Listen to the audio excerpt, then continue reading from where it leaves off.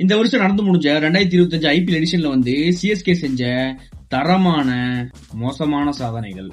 அதுல நம்பர் 1 பாத்தீங்கன்னா சிஎஸ்கே கிட்டத்தட்ட 12 ஐபிஎல் பிளே ஆஃப்ஸ் போய் 10 ஃபைனல்ஸ் ஆடி 5 கப் வின் பண்ணிருக்காங்க.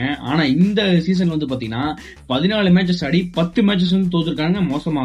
ரெண்டாவது என்னன்னு பாத்தீங்கன்னா சிஎஸ்கே தன்னோட சொந்த மைதானமான சேப்பாக்கத்துல பாத்தீங்கன்னா 7 மேட்சஸ் ஆடி இருக்காங்க. அதுல 5 போட்டிகள் ரொம்ப மோசமான முறையில் படுதோல்வி அடைஞ்சிருக்காங்க. சோ தேர்டு என்னன்னு பாத்தீங்கன்னா ஆர்சிபி, எஸ்ஆர்எச் மாதிரியான டீம்கள் பாத்தீங்கன்னா சிஎஸ்கே தொடக்கூட முடியாத அளவுக்கு இருந்தாங்க. ஆனா சேப்பாக்லயே பாத்தீங்கன்னா இந்த 2 டீம் சிஎஸ்கே தரமா சம்பவம் பண்ணிருக்கு. அதுல ஆர்சிபி பாத்தீங்கன்னா 17 வருஷங்கள் கழிச்சு இப்ப சம்பவம் பண்ணிருக்காங்க. எஸ்ஆர்எச் முதல் முறையா சிஎஸ்கே அடிச்சிருக்காங்க சொந்த மண்டலம். நாலாவது என்னன்னு பாத்தீங்கன்னா சிஎஸ்கே இந்த வருஷத்துல பாத்தீங்கன்னா 10 போட்டிகளை மட்டும் தான் சிக்ஸர்ஸே அடிச்சிருக்காங்க. அதிகபட்சம் 14 போட்டிகள் ஆடி அந்த 10 போட்டிகள்லயும் பாத்தீங்கன்னா வெறும் 56 சிக்ஸர் தான் அடிச்சிருக்காங்க.